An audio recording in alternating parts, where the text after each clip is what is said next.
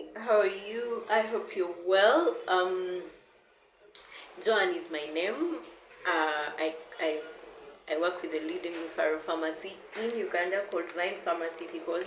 At Vine Pharmaceuticals, we give value with values, and uh, one of the reasons why we exist is to create happy marriages, and it's on the basis of that that I introduced to you a supplement called Epimidumlo Macuna.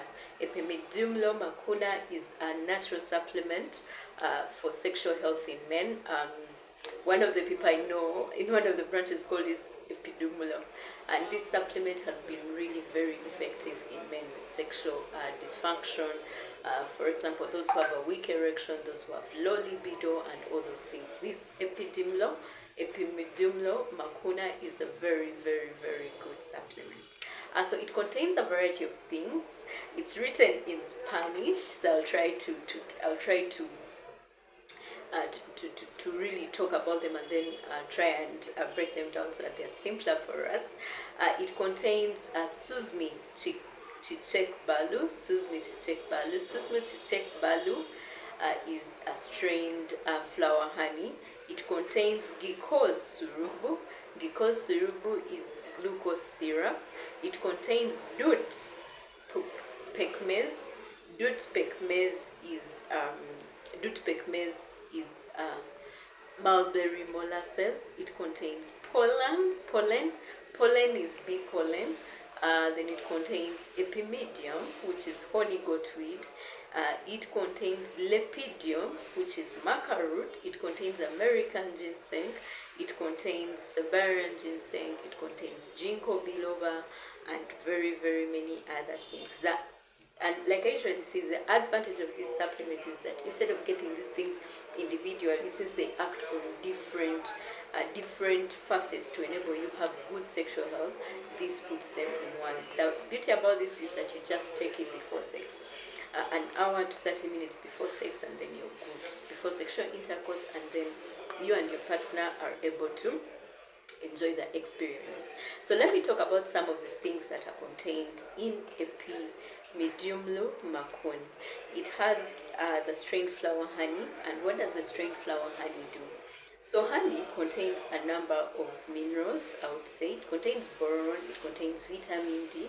But let's look at boron. Boron helps the body to utilize the testosterone hormone. And if you followed my videos right from the very beginning for over a year now, I've talked about how testosterone is the primary sex hormone for men. So boron will help the body utilize the testosterone hormone, and therefore that means that the man will have an increased libido and an increased overall sexual function. The other function is that it helps with, it's an aphrodisiac. It puts someone in it brings that euphoric feeling, someone in the mood for sex, like actually they don't really need to be stimulated a lot, but then they feel like they would like to have sex, and that's also compared to that would also be attributed to the testosterone level utilization. But not only does it help with the utilization of testosterone, it also helps in the increased serum testosterone levels. It helps with the increased serum testosterone levels. So it how does it do that? It helps to improve luteinizing hormone. It helps in the production of luteinizing hormone. And luteinizing hormone is the hormone that stimulates the Leydig cells of the testis to produce actually testosterone.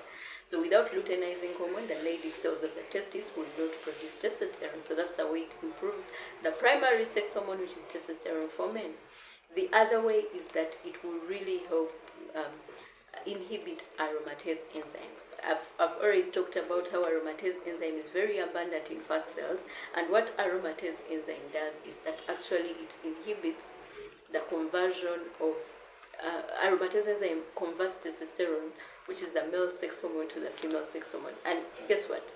Men don't need a lot of estrogen. Men don't need you to convert their testosterone to estrogen. So what the honey will do, it will help to prevent that conversion. It will inhibit that enzyme in the Leydig cells, that aromatase enzyme, and therefore testosterone will be converted to estrogen, and therefore the serum testosterone levels will go on improving. So it will help that way.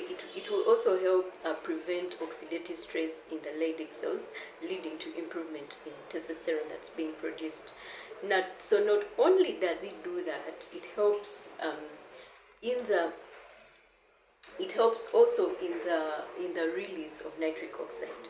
The flower honey helps also in the production of nitric oxide, which nitric oxide, through a number of processes, will help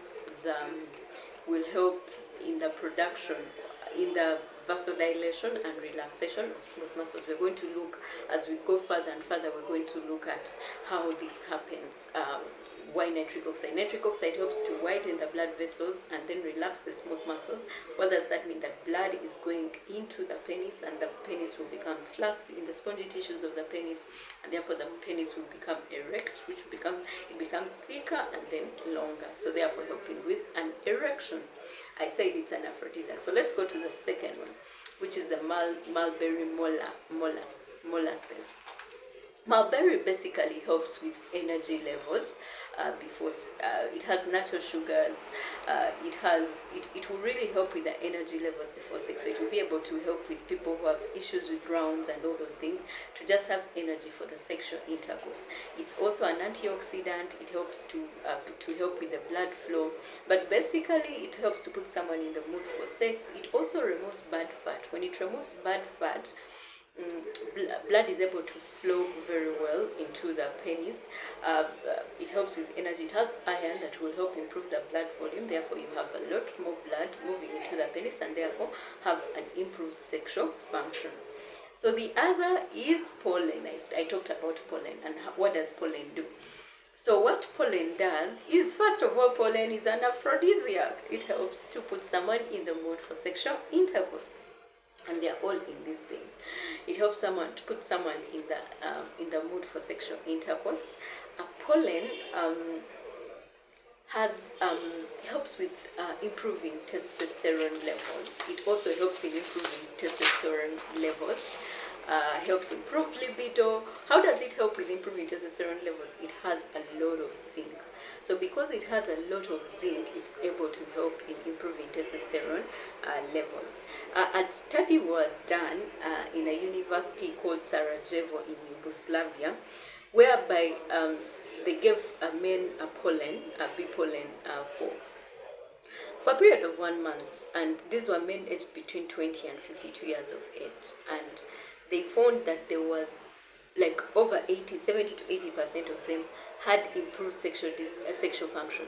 They had an improved erection, they had improved libido, they even had an improved sperm count. So that's how good pollen is. Remember, one of the reasons it's very good in testosterone is because it helps in the production of zinc. And the good thing about this study is that they used a wide age variety between 20 and 52 years of age. 25, you have people who really have high testosterone levels, and then those above 35, you have people who have declining levels of testosterone levels. But pollen was able to help all those, so it's very good for that. So then we look at it increases sperm count. Pollen helps with increased sperm count. The test that showed that there was an improved sperm count, it has zinc, so obviously there's an improved sperm count, but sperms were able to swim faster, they were more viable, you didn't have like a lot of the structure of sperm wasn't really much affected, and all those. So pollen is very good, and guess what? It's in the epidemiolo macuna. Like I know someone who has been on sildenafil for a long time, Viagra for a long time, but the moment they started this, they even stopped Viagra, because this is even more natural, makes them feel better, they have energy, they don't have the side effects of the headaches after and everything. And guess what? It's natural. Not only is it improving your sexual health, but also improving your overall health. But then today we're just concerned about the sexual health. This is the next Q7 though. Seriously. So then it has, like I said, it has ginkgo biloba. Ginkgo helps in the production of nitric oxide. So what does nitric oxide do? So when you look, many videos earlier, I talked about the erection cycle.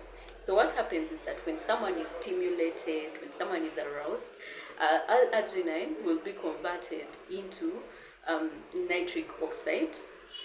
And when L-arginine is converted into nitric oxide, it is released into the smooth muscles, and then it will stimulate it will stimulate under enzyme guanylate cyclase the release of CGMP. When CGMP is very high, it leads to smooth muscle relaxation, and when the muscles are relaxed, the blood vessels dilate, and then it allows flow of blood. So nitric oxide basically starts the process of vasodilation and smooth muscle reaction. So smooth muscle relaxation, and therefore the blood vessels open up, and therefore blood goes into the penis. The penis has no bone, so it's blood that is able to make someone have a full erection. So the blood, there's a trapdoor that happens, and then blood is trapped there. Then after sexual intercourse, after orgasm, there is a feedback mechanism. We have an enzyme that will stop the release of CGMP, and therefore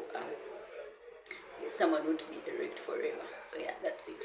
So that's the function of ginkgo. Ginkgo helps with the production of nitric oxide. It's also an aphrodisiac, and also helps with basically general blood flow throughout the whole body.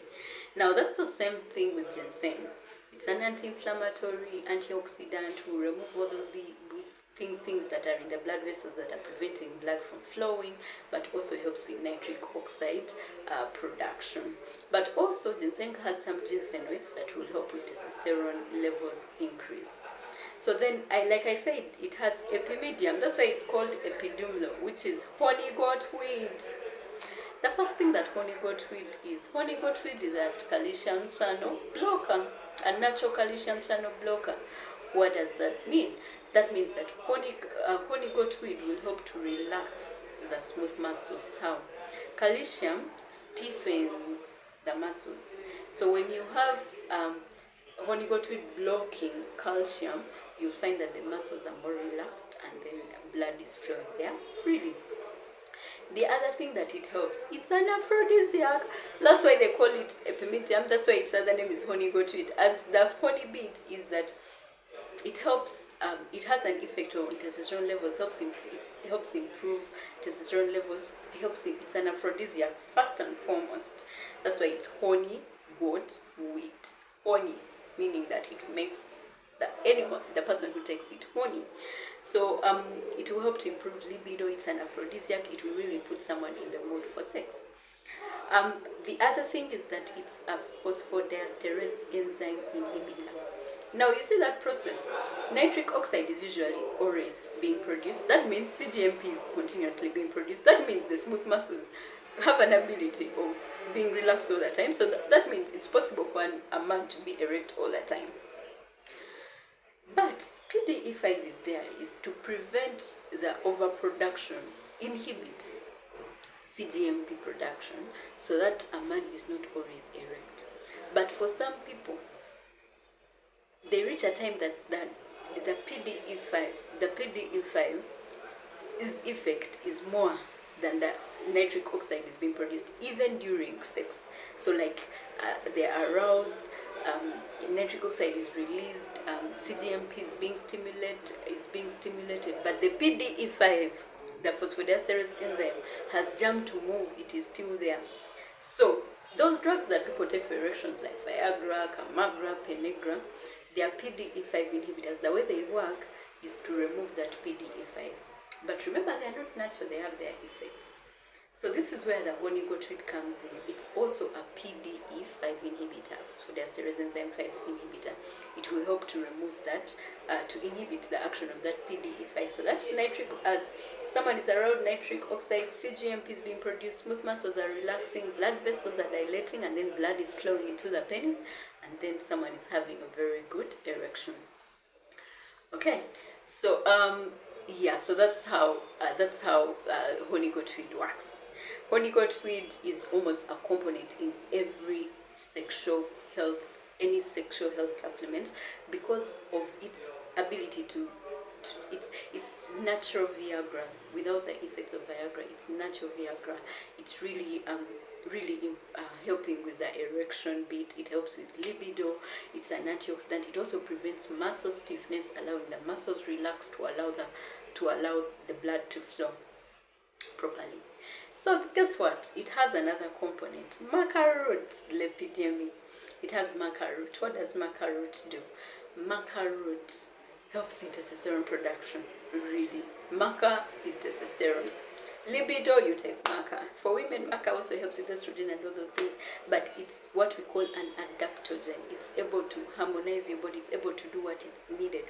But maca helps with sperm production. Maca helps with increasing testosterone levels, which is the primary sex hormone, therefore helping with libido. Maca helps to lower cortisol. Now, cortisol, when you have high cortisol, your testosterone will be low. Cortisol is produced when you're stressed, when you're sick, when your body is stressed, when you have a lot of oxidative stress, you have a lot of cortisol.